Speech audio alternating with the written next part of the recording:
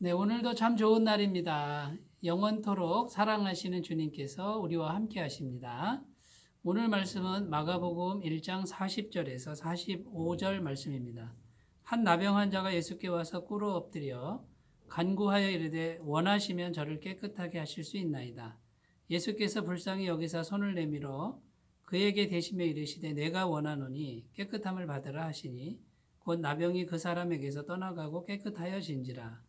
곧 보내시며 엄히 경고하사 이르시되 삼가 아무에게 아무 말도 하지 말고 가서 내 몸을 제사장에게 보이고 내가 깨끗하게 되었으니 모세가 명한 것을 드려 그들에게 입증하라 하셨더라. 그러나 그 사람이 나가서 이 일을 많이 전파하여 널리 퍼지게 하니 그러므로 예수께서 다시는 드러나게 동네에 들어가지 못하시고 오직 바깥 한적한 곳에 계셨으나 사방에서 사람들이 그에게로 나아오더라. 아멘. 네, 오늘 본문 말씀은 예수님께서 나병 환자, 문둥병 환자죠. 한 사람을 치유해 주시는 내용입니다. 마태복음에 나오는 같은 본문이 있는데 거기 보면 많은 무리가 따랐다고 기록하고 있습니다. 이 나병 환자가 예수님께 와서 이렇게 말합니다. 주여 원하시면 저를 깨끗하게 하실 수 있습니다. 이렇게 예수님께 질문했습니다.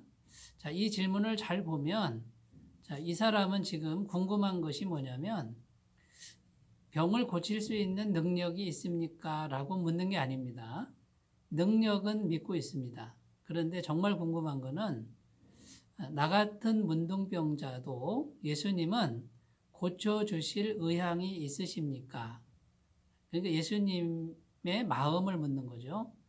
문둥병자라 그러면요. 그때 당시에 정말 부정한 사람이었고요. 이스라엘 공동체 안으로는 들어올 수 없는 그런 버려진 사람입니다. 저주받은 사람이라고 평가받고 있는 병이 나병 환자인데 나같이 저주받은 병을 가진 사람도 예수님께서는 고쳐주실 의향이 있습니까? 라고 묻는 것입니다. 자, 이 사람의 마음을 들여다보면 참 안타까운 마음이 듭니다. 나병 환자 때문에 공동체에서 분리가 되고 소외가 됐습니다. 마음의 상처가 얼마나 컸겠습니까? 완전히 외면된 상태고요. 죽지 못해 사는 아주 고독하고 외로운 한 영혼의 모습이 보이는 것입니다. 자, 이 사람을 예수님께서 내가 원하노니 깨끗함을 받으라. 이렇게 선포하시면서 고쳐주셨고요. 오늘 말씀에 보면 내가 원한다. 이렇게 예수님이 분명 말씀하셨죠. 그래서 오늘 말씀에 이제 보면 예수님이 이 문둥병자를 사랑하신다는 것을 이렇게 볼 수 있습니다. 오늘 본문을 통해서 우리에게 주시는 영적인 의미를 우리가 몇 가지만 살펴보겠습니다. 자, 첫 번째는 예수님의 사랑인데요. 어떤 죄인도 외면하지 않는 예수님의 사랑. 이것을 오늘 본문 말씀은 우리에게 보여주고 있습니다. 예수님은 우리를 사랑하시되 어떤 사람도 정죄하지 않으신다는 것입니다. 물론 죄를 용납하거나 타협하시는 분은 아닙니다. 왜냐하면 예수님도 하나님이시고 100% 거룩한 분이시기 때문에 그렇죠. 그런데 예수님은 정죄하시는 분이 아닙니다. 오히려 죄에서 구원해 주시고 죄를 깨끗하게 하시는 분이시죠. 요한복음 8장에 가보면 간음의 현장에서 잡힌 여인의 이야기가 나옵니다. 사람들이 그 여인을 다 돌로 쳐 죽여야 된다라고 예수님 앞에 끌고 와서 예수님께 계속해서 강요하는 그런 모습이 나옵니다. 그때 예수님께서는 너희 중에 죄 없는 자가 먼저 이 여인을 돌로 쳐라. 이렇게 말씀하셨고요. 양심의 가책을 받은 사람들이 다 흩어졌을 때 예수님께서 그 여인에게 이렇게 말씀하십니다. 너를 정죄하는 사람들이 어디 있느냐? 주여 없나이다. 이렇게 말했을 때 나도 너를 정죄하지 아니하노니 다시는 가서 죄를 짓지 말아라. 이렇게 말씀하신 것을 볼 수 있습니다. 그래서 여기 성경에 보면은 예수님께서는 어떠한 죄인도 정죄하시는 분이 아니라는 겁니다. 그래서 이 예수님이란 분은 마치 육신의 어머니와 같은 분이라는 것이죠. 아버지 같은 분은 엄격하고 또 무섭고 야단치는 이런 이미지가 있습니다만 예수님은 따뜻한 어머니 같은 분이시라는 거죠. 제가 추운 겨울날 정말 발이 시려웠었습니다. 그런데 아버지는 야단을 칩니다. 사내 자식이 그것도 못 견디냐라고 이렇게 야단을 치고 이렇게 대할 때 어머니는 어떻게 합니까? 어머니는 자기 양말을 벗어서 나에게 신겨주시는 것이죠. 마치 예수님은 이런 따뜻한 어머니의 모습과도 같습니다. 그렇다고 해서 그 예수님이 죄를 용납하시는 것은 아니라는 것이죠. 자, 이 예수님께서 우리 죄를 대신해서 십자가에서 죽으셨습니다. 우리의 모든 죄값을 대신 지불하시고 그리고 이렇게 말씀하십니다. 나를 믿어라. 나를 영접하라.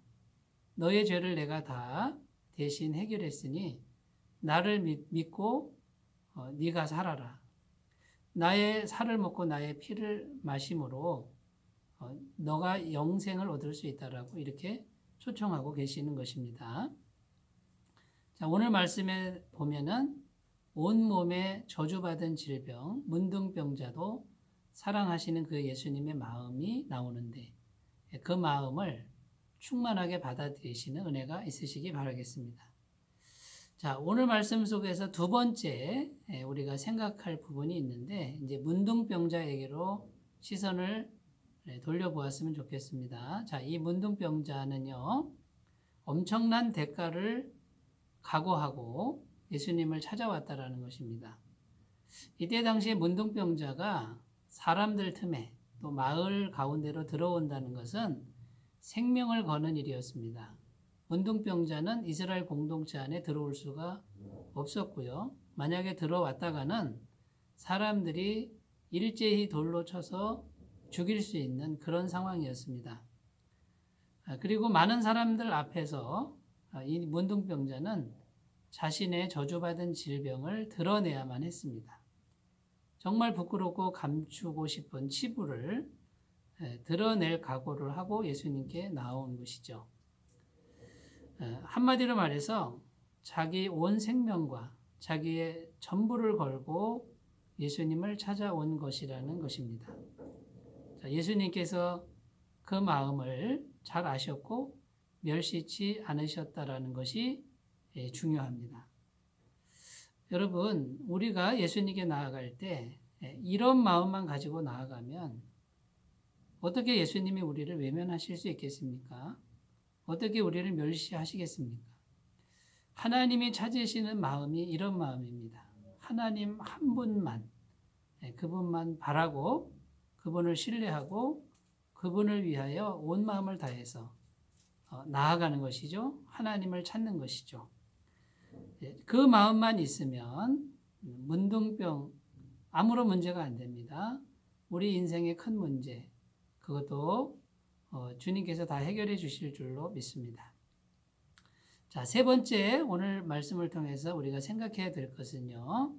예수님께서 가서 제사장에게 보이고 정한 예물을 드려라. 이렇게 말씀하셨습니다. 그때 당시에 문둥병자가 병이 나으면요.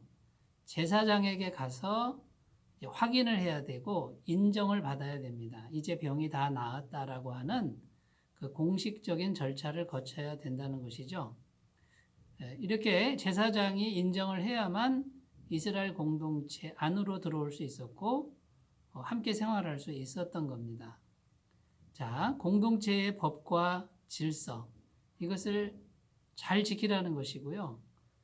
그것을 소홀히 하면 안 된다라고 하는 것이 이것이 주님의 뜻이라는 것입니다. 우리가 공동체를 이루고 하나님을 섬기고 있습니다. 또 교회를 우리가 이루고 함께 하나님을 섬기고 있습니다. 자, 이럴 때 우리가 인간적인 모임이지만 이 공동체의 법과 질서를 잘 지키고 같은 공동체 안에 있는 사람들 그 사람들로부터 인정을 받는 것이 정말 중요하다라는 것입니다. 자, 그러므로 사랑하는 여러분, 예수님께서도 이 공동체를 귀하게 여기고 그 공동체의 법과 질서 안으로 들어가라고 말씀하신 것을 우리가 분명히 들었으므로 교회를 소중히 여기고 교회 안에 들어가서 교회의 일원이 되는 그런 공동체의 삶을 소홀히 여기지 말고 적극적으로 참여하시는 귀한 삶이 되시기를 바라겠습니다.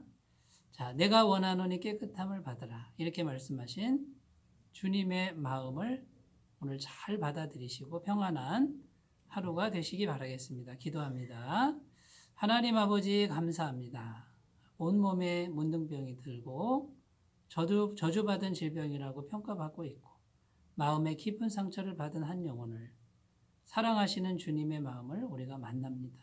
주님 그 마음을 우리도 마음 깊이 받아들이게 하시고 충만히 받아들여서 주님의 은혜로 충만한 삶이 되게 해주옵소서. 예수님의 이름으로 기도드립니다. 아멘. 주님의 사랑으로 충만하시기 바라겠습니다. 감사합니다.